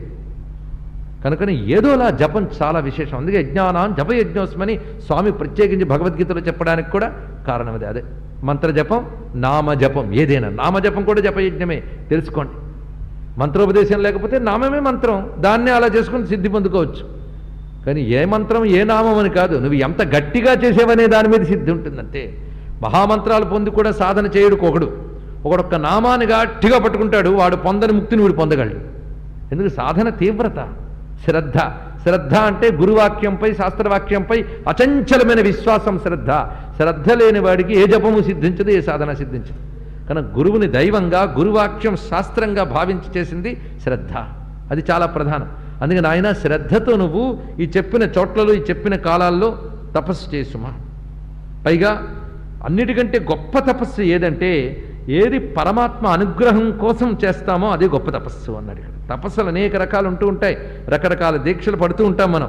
కానీ పరమాత్మ అనుగ్రహం కోసం చేసినటువంటి తపస్సు మాత్రమే ఉత్కృష్టమైన తపస్సు అనిపిస్తుంది సుమా. అది జనన మరణాలు లేని శివసాయుధ్యాన్ని కలిగిస్తుంది. అందువల్ల నువ్వు శివపదం పొందాలనుకుంటే శివుని సేవ చేసి నిరంతరం శివారాధనతో జపం చేసేటప్పుడు దానికి కొన్ని అంగములు కూడా ఉంటాయి. జపం అంటే కేవలం మంత్రజపం చేయడం మాత్రమే కాకుండా దానికి అంగముగా పూజ, స్తోత్రము ఇత్యాదులు కూడా, కవచము ఇవన్నీ కూడా కలుస్తాయి. కలిస్తేనా జపం సాంగోపాంగం అవుతుంది సుమ. కనుకనే నువ్వు శివారాధన చేస్తూ ఈ జపాన్ని చేయాలి. పదమాస్థాతు మాస్థాచేత్ కురు సేవాం ఉమాపతే. ఉమాపతిని సేవించు. నిజంగా తండ్రి అంటే ఈయనేనండి. తండ్రి హరిజేరిమని ఏడి తండ్రి తండ్రి అన్నట్లుగా భగవదభిముఖంగా ప్రేరేపణ చేస్తున్నాడు పుత్రుణ్ణి. శివసేవార్చనం కర్తం యది వాంఛా తవోత్తమం. అసలు తపస్సు అంటే ఏమిటి అని అడిగేవే, గొప్ప తపస్సు శివసేవ చెయ్యాలి, శివుడు అనుగ్రహం పొందాలని అనుకున్నావే అదే పెద్ద తపస్సు అన్నాడండి. ఇంత చెప్పి ఈ మాట అన్నాడు. ఇది చాలా ముఖ్యమైన మాట. ఆ పరమాత్మ సంతోషించాలి, దానికి ఏం చేయాలని అడిగేవే ఇదే పెద్ద తపస్సు. ఎంతమందికి పుడుతుంది అయ్యా ఈ బుద్ధి? కనుకనే శివానుగ్రహం పొందాలని అనుకోవడమే, శివసేవ చెయ్యాలనుకున్న కోరికే పెద్ద తపస్సు అన్నాడు. భగవంతుడిని సేవించాలన్న కోరికే పెద్ద తపస్సు. చాలు, దానితో నీకు అన్నీ వస్తాయి అన్నాడు. ఏంటి మాట అంటే కోరుకున్నంత మాత్రం వచ్చేస్తాయా? వస్తాయి. ఆ కోరిక ఊరుకోదు. ఆ కోరిక నేను తప్పకుండా తరింపజేస్తుంది. ఒక్కడు గుర్తుపెట్టుకుంటే చాలు, చిన్నపాటి శివప్రీతి మన మనస్సులో కలిగినా అది తప్పకుండా మనకు ముక్తినిస్తుంది. ఇందులో సందేహం ఏం లేదు. పరమహంస చెప్పిన మాట అదే. నువ్వు ఒక్క అడుగు ఆయన వైపు వేస్తే 10 అడుగులు నీవే పోస్తాడని చెప్పాడైనా. అది గుర్తుపెట్టుకుంటే చిన్నపాటి ఆ కోరిక పెద్ద తపస్సు. చాలు, అదన్నీ తెచ్చేస్తుంది నీకు అన్నాడు. అంటే కోరుచు కూర్చుంటే అని కాదు, ఆ కోరికతో ఆగదు, అది నీ దించుతుంది ఇందులోకి, అదన్నీ తీసుకొస్తుంది. ఇది చెప్పాడు మహానుభావుడు చిట్ట చివరి మాటగా. కనుకనే నువ్వు తప్పకుండా అడిగేవే సంసారం నుంచి ఎలా తరిస్తానని తరిస్తావు, ఇందులో సందేహం లేదు. ఎందుకంటే సంసార క్లేశ నాశకుడు పరమానందదాయకుడైన పరమేశ్వరునిపై నీ చిత్తము అటువైపు మళ్ళింది కనుక ఇది చాలు నీకు, అటువైపు మళ్ళితే చాలు అంటూ మధురమైన ఆకారం కలిగినటువంటి ఆ శివస్వరూపాన్ని వర్ణించట్ట. ఎలా ఉంటాడా శివుడు అనేది అది ధ్యానిస్తూ ఆరాధన చేసుకో అని ఆరాధనా కార్యం ఎలా చెయ్యాలనే విధానాన్ని కూడా ఉపదేశించాడు తండ్రి. అయితే ఇప్పుడు అడిగాడు, రకరకాల క్షేత్రములని చెప్పేవే, నేను అన్నీ తిరగను, నువ్వే చెప్పు ఏ క్షేత్రానికి వెళ్ళమంటావు అని అడిగాడు ఇప్పుడు తండ్రి. అప్పుడు ఏతేషు సర్వలోకేషు చంద్రాలంకృతమస్తక సాన్నిధ్యం కురితే యత్ర శివ కారుణ్య విగ్రహ. కారుణ్య విగ్రహుడైన శివుడు చంద్రశేఖరుడు ఎక్కడ సన్నిధి వహించాడో ఆ చోటుకు వెళతాను, నువ్వు చెప్పన్నాడు. ఇక్కడ ఇప్పుడు ఏ చోటు చెప్తాడు? చిదంబరం. ఎందుకంటే అదే చెప్పుకుంటున్నాం కనుక. కానీ నేనేం చెప్పాడు చూడండి జాగ్రత్తగా, సమాధానం ఎలా చెప్తున్నాడు. ఎందుకంటే గొప్ప జ్ఞాని ఈ గ్రంథం ఇచ్చినవాడు వ్యాసదేవుడు, సామాన్యుడు కాదు, బ్రహ్మజ్ఞాన ప్రతిపాదన చేసినవాడు. మరి శివుడు సన్నిధి చేసిన చోటు నాకు చెప్పు అంటే శివుడు సన్నిధి చెయ్యని చోటు ఏది? ఎందుకంటే మనం అతి తెలివైన వాళ్ళం. భగవంతుడు ఎక్కడున్నాడంటే ఎక్కడ పెడితే అక్కడ ఉన్నాడండి అంటాం, కానీ ఎక్కడ పెడితే అక్కడ చూడగలమా? కబుర్లకే ఎంతైనా చెప్పచ్చు, అంతటా ఉన్నాడండి అంతటా ఉన్నాడండి. అంతటా ఉన్నవాడి కోసం ఏ క్షేత్రాలు తిరగాలండి అంటాడు ఒకడు పెద్ద మేధావిలాగా. సంతోషం, కానీ అంతటా చూడగలిగితే తిరగక్కర్లే, చూసే వరకు తిరగాల్సిందే. కనుకనే ఇక్కడ ఈ మాటకి పిచ్చి ప్రశ్న. శివుడి సన్నిధి ఎక్కడా అని అడుగుతావా? ఎక్కడ లేడయ్యా అనొచ్చు అన్నాడు కూడా ఈయన. కానీ అర్థం చేసుకున్నాడు. ఎందుకంటే ప్రశ్నలోనూ ఒక తెలివైన మాట ఉన్నది చూడండి. ప్రశ్న ఎంత బాగుందో. ఎందుకంటే మనం శ్రద్ధగా పట్టించుకోం కనుక ప్రశ్నలు అర్థం కావు. సమాధానం తర్వాత అర్థం చేసుకోవచ్చు, ముందు ప్రశ్న అర్థం చేసుకుందాం. యత్ర శివ కారుణ్య విగ్రహ సాన్నిధ్యం కురుతే, ఈ మాట వేశాడండి. కారుణ్య విగ్రహుడైన శివుడు ఎక్కడ సన్నిధి చేసి ఉన్నాడు, ఇది మాట. శివుడు తత్వరూపంతో అంతటా ఉన్నాడు, కానీ కరుణతో ధరించిన విగ్రహంతో ఎక్కడున్నాడు, ఇది అన్నమాట. విగ్రహము అనగానే ఒక ఆకారం, ఒక ఆకారంతో స్వామి ఉన్నప్పుడు ఒక క్షేత్రం వస్తుంది. సర్వత్రా ఉన్నవాడు అంటే ఆకారం లేదానికి. ఆకారం లేకుండా నిరాకారుడే నిరంజనుడే సర్వత్రా ఉన్నాడు. ప్రహ్లాదుడు వారు అదే చెప్పాడు, సర్వత్రా విష్ణువు ఉన్నాడు అంటే నిరాకారుడే నిరంజనుడే సర్వత్రా విష్ణువు ఉన్నాడు. కానీ హిరణ్యకశిపుడు ఏమనుకుంటున్నాడు? ఆకారం ధరించి సర్వత్రా ఉన్నాడని పొరబడబడుతున్నాడు అతను. ఓహో, తమరు గోల అదా? సరే, అంతటా ఆకారం లేని వాడే ఉన్నవాడెవడో వాడు నీ కోసం ఆకారం ధరించి కనబడతాడు అన్నాడు. అంతే. ఎవరు? ప్రహ్లాదుడు. అన్నాడు ఆలస్యం స్తంభం చీల్చుకొచ్చాడు, అంతే కదా. తర్వాత కదా మనకు తెలిసింది. అందుకు ఇక్కడ అంటున్న మాట ఏమిటండి, కారుణ్య విగ్రహుడైన శివుడు ఎక్కడుంటాడని అడిగాడు. కారుణ్య విగ్రహుడు అంటే ఇదేమిటిది? పంచదారతో చేసే బొమ్మ పంచదారపు బొమ్మ, వెండితో చేసే బొమ్మ రజత విగ్రహం, స్వర్ణంతో చేసే బొమ్మ స్వర్ణ విగ్రహం. మరి ఈయన విగ్రహం ఏంటండి? కారుణ్య విగ్రహం. మన విగ్రహం పంచభూత వికార విగ్రహం, పరమాత్మ విగ్రహము కారుణ్య విగ్రహం. ఇది రెండు, ఈ మెటీరియల్ వేరు, ఆ మెటీరియల్ వేరు, ఇది తెలుసుకోవాలి. కానీ ఇది కూడా అట్లాంటిది అనుకోవద్దు. ఆయన విగ్రహం కారుణ్య విగ్రహం. సువర్ణ ప్రతిమలో సువర్ణం తప్ప మరే ఉండదు, కారుణ్య విగ్రహంలో కారుణ్యం తప్ప మరొకటి ఉండదు. పరమాత్మ శరీరం అంతా దయ దయ దయ, ఆయన రూపమంతా దయ. ఎందుకంటే రూపం అక్కర్లేని వాడు రూపం ధరించాడు. ఎందువల్ల? అవసరమా? అనుగ్రహం. అనుగ్రహంతో రూపం ధరించాడు కనుక ఆయన రూపంతా అనుగ్రహమే. కనుక కారుణ్య విగ్రహ అనే మాట చూపించాడు. కరుణ పుట్టి సర్వవ్యాపకుడైన పరమాత్మ ఒక చోట వచ్చి కూర్చుంటే అది క్షేత్రం అవుతుంది. కనుక కారుణ్య విగ్రహుడైన శివుడు ఎక్కడ సన్నిధి చేశాడో చెప్పు అంటే ఈ మహానుభావుడు చెప్తున్నాడు. తండ్రి శివస్య సన్నిధి సర్వ ప్రపంచోసు దయానిధేహే. కరుణానిధి అయిన పరమేశ్వరుడికి ప్రపంచమంతా ఆయన సన్నిధే. ఎందుకంటే ఆయన కరుణ లేని చోటు ఏదో చెప్పు. ఉదయిస్తున్న సూర్యుడిలో ఆయన దయ ఉంది, వీస్తున్న గాలిలో ఆయన దయ ఉన్నది, ప్రవహిస్తున్న నీటిలో ఆయన దయ ఉన్నది. లేదా ఆ దయ లేకపోతే ఈ వెలుగు ఎక్కడి నుంచి వచ్చింది, ఈ నీరు ఎక్కడి నుంచి వచ్చింది? ప్రపంచమంతా ఆయన దయ ప్రవహిస్తుందండి, పట్టుకోగలగాలి. కానీ ఉదయించే సూర్యంలో ఆయన దయ ఉంది, అందులోంచి ప్రాణశక్తిని ప్రసరిస్తున్నాడు. నువ్వు అడిగినా అడగకపోయినా నీకోసం నీటినిచ్చాడు, నీకోసం గాలినిచ్చాడు, చైతన్యాన్ని ఇచ్చాడు. ప్రపంచమంతా దయ దయ దయ, శివుడి దయ తప్ప ఇంకోటి లేదు. అందుకే దయానిధి అయిన శివుడి సన్నిధి కాని చోటేదయ్యా ఈ ప్రపంచంలో. ఈ కోణంలో చెప్తున్నాడు ఆయన. అందుకే తమిళనాట ఒక మాట ఉన్నది, అన్బే శివం అని అంటారు తమిళులు. శైవ సిద్ధాంతంలో మంత్రం అది, అన్బే శివం. అన్బే అంటే ప్రేమ, అన్బే శివం అంటే ప్రేమయే శివుడు. ఎంత చక్కటి మాట చూడండి. ఏమిటా ప్రేమ? మనకి ప్రేమ అనే మాట కూడా చాలా భయంకరంగా తయారైంది ఈ రోజుల్లో. ఈ రోజుల్లో ఉంటే ఎప్పటి నుంచో పాడవడం మొదలైంది ఆ శబ్దం. కానీ ప్రేమ రూప ప్రియంకరి అని చదువుతాం లలితా సహస్రనామాల్లో. ప్రేమ అనే శబ్దం చాలా గొప్పది. అసలు వేదంలో ప్రేయసి ప్రియే అనేటువంటి మంత్రం కూడా ఉన్నది. కానీ శబ్దాలన్నీ చాలా తక్కువగా వాడడం వల్ల ఇప్పుడు అసలు శబ్దం వినబడగానే ఏదోలా వినబడుతుంది మనకి. కనుక ప్రేమ, పరమాత్మని ప్రేమకి దయ అని పేరు, ఆయనపై మనకున్న ప్రేమకు భక్తి అని పేరు. కనుకనే ఆయన్ని ప్రేమ ఏమిటి? దయ. కరుణయ్య శివుడు, ఇదొకటి మాట. సర్వ జగత్తుకి శుభం కలిగించడం ఆయన స్వభావం. అందుకే శివుడు ఆయన పేరు. అందుకే కృష్ణ పరమాత్మ భారతంలో చెప్తాడు, శివమిచ్చేన్ మనుష్యానాం తస్మాత్ శివ ఇతి స్మృత. సర్వజీవులకి శివం ఇవ్వడం ఆయన స్వభావం కనుక శివుడు అని పేరయ్యా. శివం అంటే శుభం. శుభం ఇవ్వాలి అని ఆయనకు అనిపిస్తేనే కదా మనకు శుభం వస్తుంది. ఆయనకు శుభం ఇవ్వాలి అని ఎందుకు అనిపిస్తుంది? మనం ఏదో ఇస్తామనా? మనకి ఎవరికో ఏదో ఇవ్వాలనిపిస్తుంది, వాడేదో ఇస్తాడని, అంతే, ఇంకేమీ లేదు. ఏదీ లేదండి, ఊరికనే ఇచ్చానంటే పుణ్యం వస్తుందని, అది కూడా ఏదో ఒకటి ఉంది అక్కడ. కానీ పరమాత్మ ఇన్ని ఇచ్చాడండి, ఇందాక చెప్పినవన్నీ ఆయన ఇచ్చాడు. ఎందుకు ఇచ్చాడు? Out of love. అది ఆంగ్లంలో చెప్పాడు, కేవలం ప్రేమతో ఇచ్చాడు, దయతో ఇచ్చాడు. అందుకు ఏం అవసరం లేదు, దయ. అందుకు దయానిధి అయినటువంటి ఆ పరమాత్మ కృపతోనే సర్వప్రపంచంలో సన్నిధి వహించాడయ్యా. నాత్సేవ పుత్ర సుమతే తద్విముక్తం జగత్వచిత్. శివుడు లేని చోటు ఈ ప్రపంచంలో అణువు కూడా లేదు సుమా. శివం లేకపోతే శవమే. ఆయనే అంతా వ్యాపించున్నాడు. భావయంతి నయ్యే బుద్ధ్యా తద్విధం సకలం జగత్. కనుకనే సర్వం శివమయం జగత్ అనే జ్ఞానం కలగనంత వరకు చిత్తము పండలేదని అర్థము. చిత్తపాకేనతే హీనా సదా ముహ్యంతి జన్మసు. ఎవరైతే సర్వం శివమయం అని తెలుసుకోరో వారు ఇంకా మోహంలో పడి జన్మలు ఎత్తుతూ ఉంటారు. ఒక్క మాటలోనే మొత్తం ఉన్నదండి. కనుకనే కోటి శాస్త్రాల సారం ఒక్క వాక్యంలో చెప్తాను విను అంటాడు సూత పౌరాణికుడు. సూత సంహితల వాక్యం చిట్ట చివరి చాప్టర్లో మొత్తం అన్ని అధ్యాయాలు పూర్తి చేసి చిట్ట చివరికి అన్ని ఉపనిషత్తుల గురించి చెప్తాడు సూత సంహితలో. నేను చెప్పాను సూత సంహిత గురించి మీకు. చెప్పి చివరికి ఒకటే మాట చెప్తాడు, జ్ఞానం అంటే ఒక్క వాక్యంలో చెప్తున్నాను విను, సర్వం శివమయం జగత్. ఇదొక్కటి, సర్వం శివమయం, విశ్వమంతా శివమయం, మరొకటి లేదు. ఇదొక్కటే జ్ఞానం, ఇంకోటి లేదు.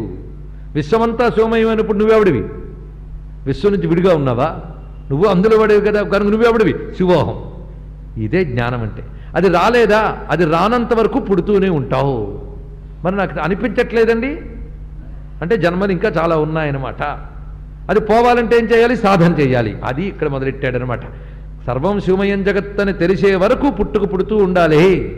అయ్యా మీరు శివమయం జగత్ అన్నారు, విష్ణుమయం జగత్తా శివమయం జగత్ అని మళ్ళీ అడగద్దు దయచేసి. ఉపనిషత్తు భాషలో సర్వం బ్రహ్మమయం జగత్, మళ్ళీ బ్రహ్మ అంటే చతుర్ముఖ బ్రహ్మ అనుకునేరు. బ్రహ్మ అంటే పరమాత్మ, ఆ పరమాత్మనే శివుడని, ఆ పరమాత్మనే విష్ణు అంటాం. కనుక సర్వం పరమాత్ముడు వెలిగే ముచ్చట బాగా తెలుసుకోవే, హరియట హరుడట అఖిలాండ కోటులట, అందరిలో పరమాత్ముడు వెలిగే ముచ్చట బాగా తెలుసుకోవే. అంతటా ఉన్నాడు. సకల భూతముల యందు నీవయ్యుండ మదిలేకపోయిన దుడుకుగల నన్ను ఏదొరకొడుకు బ్రోచురా అన్నారు. అన్నిట్లో ఉన్నవట, నాలో లేవుట. నాలో లేవుటండి లేడా, ఈయనలోనూ ఉన్నాడు. అన్నిట్లో ఉన్నప్పటికీ నాలో నిన్ను చూడలేకపోతున్నానే అని బాధ అనమాట. ఆ చూడలేకపోవడమే దుడుకు అంటే అజ్ఞానం. అంత చక్కటి మాట చూడండి. కనుకనే సర్వము శివమయమని తెలిసేటంత వరకు కూడా వాడికి చిత్త పాకము కాలేదు, అంటే వాడికి మెచ్యూరిటీ రాలేదు. స్పిరిచువల్ మెచ్యూరిటీవే మోక్షం అంటే మరేంటో కాదు. అది రావాలయ్యా. అది రావడం కోసం సాధన చేయాలి. అంతా శివమయం అని తెలియడం కోసం ఒకటొకటి కూర్చుని సాధన చేయాలట. అందుకే మడి కట్టాలండి.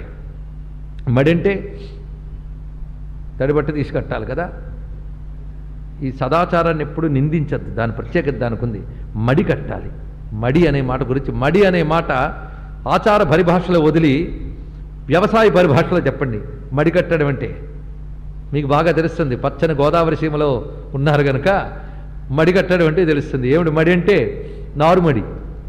పంట పండించే ముందు మడి కడతారు. ఏమి పొలం అంతా పంట వేయాలి, పొలం అంతా ముందే వేయచ్చుగా. నారుమడి ముందు వేస్తారు. ఈ నారుమడిలో అవసరమైన విత్తనాలన్నీ వేసి దాన్ని పరిరక్షిస్తూ అది ఒక దశక తర్వాత వచ్చిన తర్వాత తీసుకుని పొలం అంతా వేస్తారు. కనుక సర్వం శివమయం జగత్ అనే పంట పండించే వరకు కూడా నువ్వు నియమబద్ధంగా సాధన చేస్తూ ఒక చోట మడిగా ఏకాగ్రంగా సాధన చేయాలి. ఇది చెప్తున్నాడు ఇక్కడ. అర్థమైంది కదా. అందుకు ఇవన్నీ అవసరమే.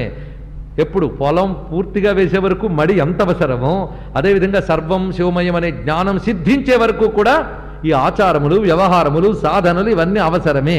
అందుకని పెద్ద మాటలంటూ ఇవి వదిలేస్తే అటుకి వెళ్ళలేక ఇటుకి ఉండలేక దెబ్బతింటారు. అందుకే మహానుభావుడు ఎంత చక్కగా చెప్పాడో చూడండి. అందుకు చిత్తపాకేనతే హీనాహ సదా ముహ్యంతి జన్మసు. కనుకనే చిదంబర రహస్యం అనే గ్రంథం కేవలం క్షేత్రమాహాత్మ్యం చెప్పడం కోసం ఉద్దేశించింది కాదు, అది పరతత్వ జ్ఞానం చెప్పడం కోసం పుట్టింది. చిదంబర రహస్యమే ఉపనిషత్ జ్ఞానం. అది ప్రధానమయ్యా నాయన. కనుక శివుడు ఎక్కడున్నాడు అని ప్రశ్న అడుగుతావేంటి నువ్వు? ఎక్కడ పెడితే అక్కడే ఉన్నాడు. కలడం బోధి కలండు గాలి గలడాకాశంబునని కుంభినిలాగా. అయితే నువ్వన్న విషయం పట్టి తపపాక విహీనాస్తే జ్ఞానహీనా వృథా జనా. తపపాకం లేనటువంటి వారు, జ్ఞానహీనులైనటువంటి వారు ఆ సిద్ధి కోసం క్రమంగా తమను తాము శుద్ధి చేసుకుంటూ సాధన చేయాలి. గనక శివుడు కరుణతో కొన్ని చోట్ల ప్రత్యేకమైనటువంటి తన లీలాభిభూతుల్ని ప్రదర్శిస్తాడు. ఆ లీలాభిభూతులు ప్రదర్శించిన చోట్లే క్షేత్రములని చెప్పబడుతూ ఉంటాయి. ఎందుకంటే నది అంతా ప్రవహిస్తూ ఉన్నప్పటికీ కూడా మనం స్నానఘట్టాల దగ్గర దిగి మాత్రమే స్నానం చేయగలం. అంతేగాని గంగలో స్నానం చేయండి, ఎక్కడి నుంచో కొండ నుంచి దభీమని దూకి చేయలేం. మనం గంగలోకి స్నానఘట్టాల దగ్గర స్నానం చేయగలం. అలాగే భగవంతుడు సర్వవ్యాపకుడైన క్షేత్రాల్లోనే ఆయన పట్టుకోగలం. ఆ విధంగా నువ్వు అటువంటి స్వామి సన్నిధి చేసినటువంటి పవిత్రమైన క్షేత్రములు చాలా ఉన్నాయి. అందులో నువ్వు ఇప్పుడు వెళ్ళవలసిన చోటు చెప్తూ ఉన్నాను. అక్కడ అనేకములైనటువంటి దివ్యములైన వృక్షములతో ఉన్న మహారణ్యం అది. ఈ అనంత భూమండలంలో మేరువును ఆధారం చేసుకుని విస్తరలేని భూమండలం ఇది. ఈ భూమండలం అంతా కూడా శివక్షేత్రమే. అందున ప్రత్యేకించి భరతావని, దీని గురించి వివరిస్తున్నారు ఇక్కడ. భారతావని క్షేత్రమే అన్నాడు. ఎన్నో క్షేత్రాలున్న పెద్ద క్షేత్రం భారతదేశం. అందుకే ఈ దేశంలో పుట్టడమే అదృష్టం. ఆధ్యాత్మిక జ్ఞానానికి మోక్షం అనే పంట పండించుకోవాలి అంటే దానికి తగ్గ సారవంతమైన భూమి ఒక్కటేనండి భారతదేశం, తప్ప మరొకటి కాదు. ఎన్ని మీరు ప్రయత్నించిన ఈ మాట భాగవతం చెప్పింది, విష్ణు పురాణం చెప్పింది, మళ్ళీ ఇక్కడికి రావాల్సిందే. భోగానికి కొన్ని భూములు, యోగానికి కొన్ని భూములు. ఇది యోగ భూమి, దీని స్వభావం యోగం. అయితే మరి భోగం అక్కర్లేదా అంటే యోగానికి ఎంత అవసరమో అంత భోగం ఇక్కడ చాలు. అసలు యోగం పొందే యోగం లేక భోగంతోనే బతుకులు వెళ్ళగొట్టే లోకాలు భూములు కొన్ని ఉన్నాయి. అక్కడ పుట్టకపోవడం మన భాగ్యం, ఇక్కడ పుట్టడం భాగ్యం. కనుక దీన్ని సద్వినియోగం చేసుకోవాలి. చేసుకోకపోవడం దౌర్భాగ్యం. ఏం చేస్తాం? ఇక్కడ యోగాన్ని చూడలేకపోవడం అదొక పెద్ద, ఆ లక్షణాలు ఇక్కడ తేవాలని ఒక తాపత్రయం. ఇది చాలా ప్రమాదకరం అండి. నేను వాటిని నిందిస్తున్నాను నేను అనుకోను, కానీ ఉప్పుని ఉప్పు రుచితోనే ఉంచాలి, పంచదారని పంచదార రుచితోనే ఉంచాలి. దేని విలువ దానిదే. కానీ పంచదారని ఉప్పుగా మార్చాలని తాపత్రయం మాత్రం వద్దు. అలాగే యోగ భూమిని భోగభూమిగా మార్చాలని తాపత్రయం వద్దు. యోగభూమి యోగానికి దెబ్బ కాకుండా ఎప్పుడైతే యోగము, వేదము, ధర్మము, జ్ఞానము స్వభావంగా గల భూమి నుంచి ఇది తీసే ప్రయత్నం మనం చేసామో, ఆ తీసే ప్రయత్నానికి చాలా పేర్లు పెట్టుకున్నాం, సెక్యులరిజం మొదలైన పేర్లు. అవన్నీ తీయడం మొదలైన దగ్గర నుంచి భారతీయత, భారతదేశం క్షీణించడం మొదలైంది. ఇందులో సందేహం లేదు. మళ్ళీ భారత జాతి ప్రపంచంలో ఉత్తీర్ణం కావాలి అంటే, ఉత్కృష్టం కావాలంటే దీని ఆధ్యాత్మిక ప్రాణశక్తి కాపాడబడినప్పుడు మాత్రమే అవుతుందని మళ్ళీ వినయంగా మనవి చేసుకుంటూ ఉన్నాను. ఎందుకంటే ఈ యోగం తెలిసినటువంటి పాశ్చాత్యులు ఈ భూమి వైపు తిరుగుతున్నారు, జన్మ సార్థకత కోసం ఇటు తిరుగుతున్నారు. మన ఈ మధ్య తెలిసిన వార్త ఏంటంటే, అమెరికాలో ఒక అమెరికన్ స్త్రీ ఆమె తన సంతానాన్ని కనడం కోసం బృందావనానికి వచ్చి అక్కడ సంతానాన్ని కనదిట. కృష్ణుడు పుట్టిన నడయాడిన చోటని. మనకు బృందావనం వెళ్తే అబ్బే ఎలా ఉందండి అంటాం. ఆమె చూసినది మనం ఏం చూడలేకపోయామో ఆలోచించండి. ఇక్కడ అది చూడగలిగే చూపు కోసమే ఈ ప్రవచనాలన్నీ మనం. కనుక భారతదేశమే శివ సాన్నిధ్యంతో ఉన్నటువంటి ఎన్నో ఉన్నాయి, ఇందులో శివ సన్నిధి కలిగిన క్షేత్రములు ఎన్నో ఉన్నాయని చెప్తున్నాడు. వాజ్పేయి గారు చెప్పినట్టు జిస్ దేశ్ మే సబ్ కంకర్ హే శంకర్ అన్నాడు మహానుభావుడు. ప్రతి రాయి శివుడు ఏం చెప్పాడు? ఆ సేతు సీతాచలం, సేతువు రామేశ్వరం, సీతాచలం కేదారం. చెప్పండి, ఆ సేతు సీతాచలం ఏమిటి? రామేశ్వరం, కేదారం, సర్వం శివమయం జగత్ అంతే. ఆ భావన ఈ దేశంలో ఉంటే లభిస్తున్నది మనకి. అందుకే ఈ పవిత్రమైనటువంటి ఈ దేశంలో పుట్టి కూడా ముక్తి కోసం ఎవడు ప్రయత్నించడో వాడు భగవంతుడిచ్చిన ఒక గొప్ప అవకాశాన్ని చేజేతులా నాశనం చేసుకునేవాడే సుమా. ఈ మాట మళ్ళీ చెప్తున్నాడు ఇక్కడ, భరతఖండం యొక్క గొప్పతనం. ఇలాంటి స్థలములు సహస్రాణి మహీతలే, వేల కొలదిగా ఉన్నాయి సుమా ఈ పావన భరత భూమిలో.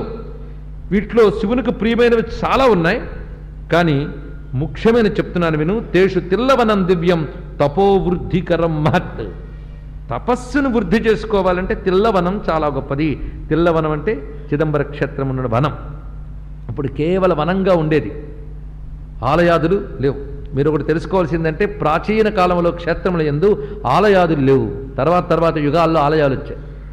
ఎందుకంటే సూక్ష్మ దృష్టి నశించడం మొదలైన తర్వాత ఈ ఆలయముల ద్వారానే మనం అక్కడున్న తేజస్సును తెలుసుకోగలం. పూర్వం మహాత్ముల క్షేత్రానికి వస్తేనే ఆ దివ్యత్వం ఉందనేటువంటి ప్రగాఢమైన శ్రద్ధతో సూక్ష్మ దృష్టితో అక్కడున్న దైవాన్ని దర్శించగలిగేవారు. ఇప్పుడు మనకు అక్కడే ఏదో ఉండాలి, విగ్రహమో ఏదో ఉంటే అప్పుడు కనుక నమ్మలేము. ఎందుకంటే కలియుగంలో రాను శిలాదృష్టిలు వస్తాయట. అందుకే అరుణాచలం గురించి చెప్తారు, ప్రథమ యుగాల్లో జ్యోతిర్మయంగా కనబడిందని, తర్వాత యుగంలో స్వర్ణమయంగా కనబడిందని, ఆ తర్వాత తామ్రంగా కనబడిందండి, కలియుగంలో శిలగా కనబడిందిట. ఎందుకంటే మన దృష్టులు శిలాదృష్టులు, అది మాత్రం ఎప్పుడు జ్యోతే. ఎందుకంటే భౌతికమే సత్యం అనుకునే యుగం పేరు కలియుగం. భౌతికవాద యుగం, మెటీరియలిస్టిక్ అవుట్లుక్ అని అంటాం, అది కలిగిన యుగం. ఎన్ని చెప్పిన ఇది మాత్రం పోదు ఈ యుగంలో మనకి. కానీ పుణ్యభూముల్లో సంచరించాలంటే ఈ అవుట్లుక్ పనికిరాదండి. అందుకు ఆ క్షేత్రంలో యందు నిష్ఠ కలిగించడం కోసం ఇంత విస్తారంగా చెప్పడం జరుగుతుంది. తేషు తిల్లవనం దివ్యం తపోవృద్ధికరం మహత్ సర్వైరపి పురాణైస్తదుత్తమం పరికీర్తితం. ఇంతవరకు వచ్చిన ప్రాచీన శాస్త్రములన్నింటిలోనూ దాని గొప్పతనం చెప్పారయ్యా అన్నాడు. అక్కడికి పురాణం అంటే ప్రాచీన శాస్త్రములు. ఎందుకంటే ఎప్పుడు మాట ఇది, ఏనాటి మాట, మనం ఇప్పుడు లెక్కలకు అందదు ఈ మాట. కథ జరుగుతున్న సమయంలో తస్య మధ్యగతం స్థానం, ఆ తిల్లవనంలో నువ్వు ఎక్కడికి వెళ్ళాలో చెప్తాను చూడు.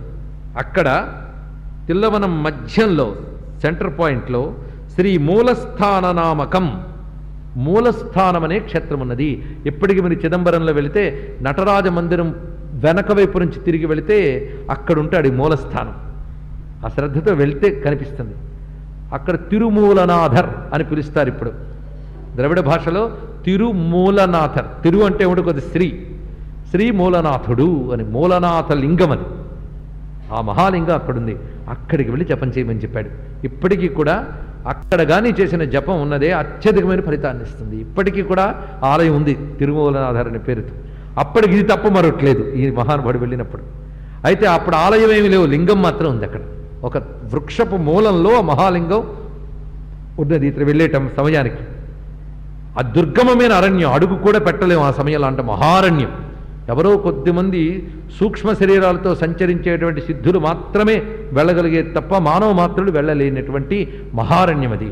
అక్కడికి వెళ్ళమని అడిగిన కొడుకుని, పిల్లవాడిని, అది ఉపనయనమైన తర్వాత కొంచెం వేదాధ్యయనం చేసిన బ్రహ్మచారినండి, ఆయన్ని పంపిస్తున్నాడు అక్కడికి. దీని ప్రకారంగా అతడు తండ్రి దగ్గర ఆశీర్వచనం తీసుకుని, నీ యొక్క అనుగ్రహం చేత నా తపస్సు ఫలించాలి అని తండ్రికి నమస్కారం చేశాడు. ఎందుకంటే తండ్రి అతడే, గురువు అతడే గనక. వెంటనే సోపితత్ర ప్రసన్నాత్మా ఫుల్ల పద్మ సమానన ప్రణిపత్య తదా సమ్యక్ పితరం మాతరం తథా హితాయ సర్వలోకానాం ప్రాప్త జన్మ. ఈ మాట చక్కగా చెప్పాడు చూడండి. సర్వలోక హితముకై పుట్టినవాడు అని చెప్పబోతున్నది. ఎందుకు చెప్తున్నారు? ఇతడి వల్ల సర్వలోకాలకి హితమైన ఒకటి జరగబోతుంది ఏదో కనుకని ఈ కథ మన కోసం జరిగిన కథ, అది చెప్పడం. హితాయ సర్వలోకానాం ప్రాప్త జన్మ మునేస్తుత. ఆయన తిన్నగా చేరుకున్నాడు ఎక్కడికి? తద్వనం యయౌ, అరణ్యానికి వెళ్ళేటప్పటికల్లా అరణ్యం అంతా కూడా ఒక జీబుగా గుబురుగా ఉంది, భయంకరమైనటువంటి చీకటితో ఉన్నది. ఎందుకంటే వృక్షములన్నీ ఆకాశాన్ని అంటుకున్నట్టున్నాయి. దుర్గమమైన అరణ్యం, పైగా రకరకాల మహావృక్షములున్నాయి, వాటితో పాటు భయంకరమైన మృగములతో ఉన్నాయి. ఈ అరణ్యంలోకి వెళ్ళడానికే భయం వేస్తుంది ఎవరికైనా, అసలు ప్రవేశించడానికి సాధ్యం కానిది అన్నాడు ఇక్కడ. మనోభిరపి దుర్గమం, ఈ మాట అన్నాడు. మనోభిరపి దుర్గం అంటే మనస్సుతో కూడా ప్రవేశించలేమిటి, దాంతో ఊహతో కూడా లోపలికి వెళ్ళాలి, అంత భయంకరమైన అరణ్యం. ఈ అరణ్యంలోకి పిల్లవాడండి, ఇది గుర్తుపెట్టుకోవాలి. వయస్సు అంతా చిన్నపిల్లవాడు. నాన్న నువ్వు చెప్పావు కానీ వేరే చోట ఏదైనా చెప్పు, మంచి సిటీ అట్మాస్ఫియర్ ఉండేది ఏదైనా, ఈ అరణ్యంలోకి నేను వెళ్ళలేను అని వెనక్కి రాలేదు ఆ పిల్లవాడు. ఏమన్నాడో తెలుసా? లోపలికి వెళ్ళిపోయాట. ఎంత ధైర్యం ఎక్కడి నుంచి వచ్చిందయ్యా అంటే పంచాక్షరీ సహాయోయం, అది పంచాక్షరి నాకుంది కదా అని ధైర్యంతో వెళ్ళాట. అది ఇక్కడ ఎందుకంటే పంచాక్షరి మంత్రం అంటే సామాన్యమా? ఆ శివమంత్రం చేతిలో ఉన్నటువంటి వాడికి దేనికి భయపడిన అవసరం లేదు. అందుకు అఘోర మంత్రం అని చెప్పబడేటువంటి పంచాక్షరి మంత్రం ఉన్నదో అది ఉన్నవాడికి ఏ ఘోరమైనా అఘోరమే, అది శాంతి. అఘోరం అంటే ఆనందకరం, ఘోరం అంటే భయంకరం. కనుక అఘోర మంత్రమైన శివం ఎవరి దగ్గర ఉందో వాడి ఘోరమే లేదు ప్రపంచంలో. అది ఎవరికి ఉంటుందండి నమ్మకం? మొదట అడుగు పెట్టేటప్పుడే చూపించాడు ఎంత ఇతడికి శ్రద్ధ ఉన్నదో. పైగా ఇప్పటికే చాలా సాధన చేశాడు. మంత్రం వచ్చిన దగ్గర నుంచి చాలా కాలం సాధన చేసినవాడు. ఆ సాధన ఊరుకుంటుందా? అది తప్పకుండా పండిస్తుంది. అందుకే నేను చేసిన సాధన ఫలించిందా లేదా అని కొందరు అడుగుతూ ఉంటారు. దానికి కొన్ని టెస్టులు వాళ్లే పెట్టుకోవచ్చని శాస్త్రం చెప్తుంది. అదేమిటంటే నా మంత్రం గొప్పది, ఇది తప్పకుండా సిద్ధిస్తుంది అని నమ్మకం కలిగితే కొంత సిద్ధి జరిగినట్టేట. అది కలిగిందా నువ్వు మంత్రంలో ఒక స్టెప్ వచ్చినట్టే అన్న మొట్టమొదటిది. దాని తర్వాత వపుకృషత్వం వదనే ప్రసన్నత, శరీరంలో ఒక కృషత్వం, సన్నని ధనం వస్తుందట, ముఖంలో ప్రసన్నత వస్తుందట, సుఖదుఖాలకి పొంగి కుంగిపోకుండా నిలబడగలిగే లక్షణం వస్తుందట, బ్యాలెన్స్ అంటారు. ఇవన్నీ కూడా మంత్రం సిద్ధించిందా లేదా అనడానికి నిదర్శనాలు.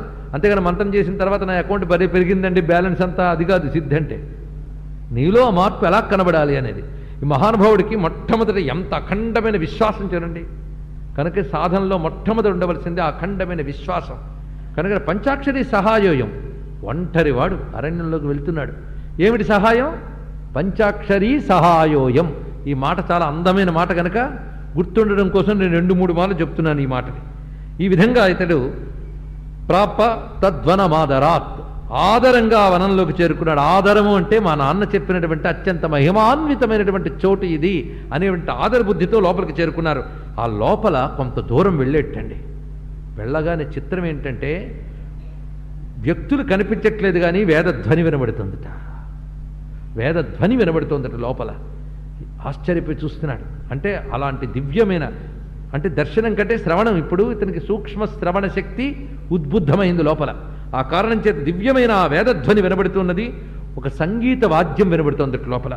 తస్య మధ్యే చ మహతే వేదధ్వని పవిత్రితం సంగీతమురజాభోగం సమస్త మునిసేవితం. దివ్యమైన సంగీతములు వినబడుతూ ఉన్నాయి. పైగా తేనెను స్రవించేటటువంటి కమలాలు ఆ చుట్టూ, అంటే కొలను వర్ణిస్తున్నాడు, ఆ కొలను చుట్టూ చక్కని పూల తీగలు, వృక్షములు ఇవన్నీ ఉన్నాయి. అదొక అద్భుతమైన తీర్థము. ఆ తీర్థము పేరు హేమ పద్మమనే తటాకమది. హేమ పద్మ తటాకం దాని పేరు. ఆ దివ్యమైనటువంటి తటాకం, ఆ తటాకం మించి వస్తున్న గాలుల్లో ఆ పద్మాల పుప్పుడు వచ్చి తగులుతోందిట. ఇంత చక్కడేమన్నా అంటే ఎన్ని రకాల పద్మాలు ఉన్నాయి, వాడి పుప్పుడు వచ్చి తగులుతోందంటే ఆ శోభని ఇంత చక్కగా చూపిస్తున్నాడు. అలాంటి దాని తీరమునందు ఈ దివ్యమైనటువంటి వృక్ష మూలంలో శివలింగం దర్శనమిచ్చింది అతనికి. శనకైరంతరంగత్వా తత్ర స్థానం దదర్శస మూలం సమస్త జగతా మూలస్థానాభిదం పరం. దానికి మూలస్థానం అని పేరు. ఎందుకయ్యా ఆ పేరు వచ్చింది? మూల అంటే కార్నర్ అని కాదు, రూట్ అని అర్థం. ఇక్కడ మూలస్థానం, అన్నిటికీ మూలమైనటువంటి చోట. దేనికయ్యా మూలం అంటే మూలం సమస్త జగతాం, సమస్త జగత్తుకి మూలమైనటువంటి చోటు. ఇందులో పెద్ద రహస్యం ఉందండి. ఇదే చిదంబర రహస్యం. మూలం, అన్నిటికీ మూలంట. అలాగే నీ శరీరం అంతా ప్రాణశక్తి అన్ని నాడుల్లోంచి ప్రవహిస్తుంది, అవునా లేదా? తెలుసా? లోపలికి వచ్చేసాం. మళ్ళీ దీని గురించి చెప్తే అబ్బో ఆలోచించలేమండి అని. ఇక్కడ మళ్ళీ అందుకోవాల్సింది ఇదే. శరీరం అంతా ప్రాణశక్తి ప్రసరిస్తోందా? ఇంత ప్రాణశక్తికి మూలం ఎక్కడుంది? మళ్ళీ రండి, మీరే చెప్పగలరు. ఎక్కడ? హృత్పుండరీకాంతరసన్నివిష్టం స్వతేజసా వ్యాప్త నభోవకాశం అతీంద్రియం సూక్ష్మమనంతమాజ్యం ధ్యాయేత్ పరానందమయం మహేశం. ఎక్కడ? హృత్పుండరీకం, అది మూలం. అందుకు మూలస్థానం చిదంబరం అని ఎందుకు వచ్చింది ఇప్పుడు తెలిసింది కదా. ఆ మూలం అనమాట అక్కడుంది. ఆ మూల స్థానానికి చేరాడు. అది ఒక వృక్ష మూలం. అది అక్కడ మూలం సమస్త జగతాం స్మృతే యస్మిన్ ప్రణశ్యంతి పాపాన్యాసతపోధనా. ఆ దివ్యమైన మూల స్వామిని ఎక్కడ స్మరించినా కూడా ధన్యులమవుతా అంట. ఇక్కడ మనం స్మరించుకుంటున్నాం మూలస్థానేశ్వరుడు అని పేరు.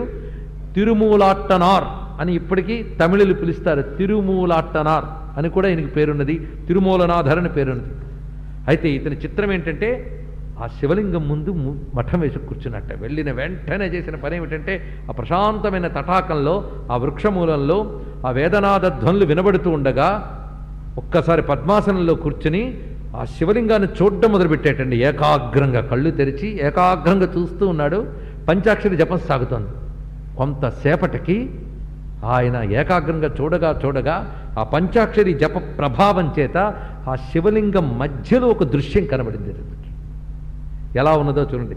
తస్య మధ్యే మహాదేవం శశాంకృతశేఖరం లింగే స్వయం భువి వ్యక్తం లీలయా పరమేశ్వరం గంగాతరంగమాలాభి పరిశోభిజటాభరం ఆనందవల్లరీమూలం కోటిసూర్యసమప్రభం మందస్మిత ప్రభాలోకై సమంతాత్ పరిశోభిభిః జ్యోత్స్నాయితవనాభోగం దృష్ట్వా జ్యోతిర్మయం విభుం. ఆ దివ్యమైన లింగంలో కనబడిన వాడు ఉత్తుంగమైన జటాజూటం కలిగి తెల్లని శరీరంతో ప్రకాశిస్తూ నీలకంఠంతో ఉన్నటువంటి వాడు, త్రినేత్రుడైనటువంటి వాడు. ఆ జటలో గంగమ్మ తరంగాలు కదులుతున్నాయట. ఆ గంగా తరంగ శోభితమైన జటాకలాపంపై చంద్రలేఖతో ప్రకాశిస్తూ ఉన్నాడు. కాంతి చూస్తుంటే కోటి సూర్య ప్రతీకాశమై కాంతి ఉంది. నవ్వుతున్నట్ట. మందస్మితం ఎలా ఉన్నదంటే ఆ చిరునవ్వు వెన్నెలతో ఆ చోటంతా వెన్నెల పరచినట్లుందిటండి.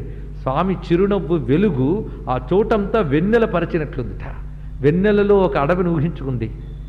ఇది స్వామి చిరునవ్వు వెన్నెల. ఎంత చక్కటి మాట చూడండి. ఎంత మందస్మిత ప్రభాలోకై సమంతాత్ పరిశోభిభిః జ్యోత్స్నాయిత వనాభోగం. ఇంత చక్కగా వర్ణిస్తున్నాడు. ఆ చిరునవ్వు వెన్నులతో మొత్తం వ్యాపించిపోయింది. అన్ని వెలుగులకి మూలమైన ఆ మూల జ్యోతి అయినటువంటి పరమేశ్వరుడు అక్కడ ఎప్పుడైతే జ్యోతిర్మయాకృతితో గోచరించాడో వెంటనే ఒళ్ళంతా పులకించిపోయింది తిరిగి.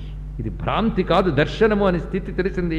నిశ్చలంగా స్వామిని దర్శిస్తూ ఆనంద నిర్భర సోయం, ఆనందపు భారంతో నిండిపోయి ఒక్కసారి ఆ స్వామిని చూసి పంచాక్షరిని ఎలుగెత్తి పలికి ప్రణిపత్య పునఃపునః మాటిమాటికి సాష్టాంగదండ ప్రణామాలు చేసి జగన్మూర్తి అయినటువంటి అంబికాపతిని స్తుతించెట్ట.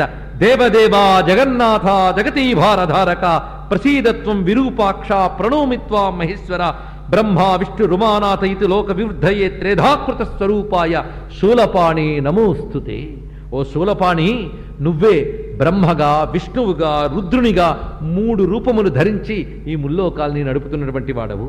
యస్య సేవా పరం బ్రహ్మ సజ్జ ప్రస్తౌతి నిర్మలం కరుణారూపిణే నిత్యం శూలపాణి నమోస్తుతే. ఎవరిని సేవించితే పరబ్రహ్మతత్వము సులభముగా లభిస్తున్నదో అటువంటి కరుణామూర్తివైన నీకు నమస్కారము.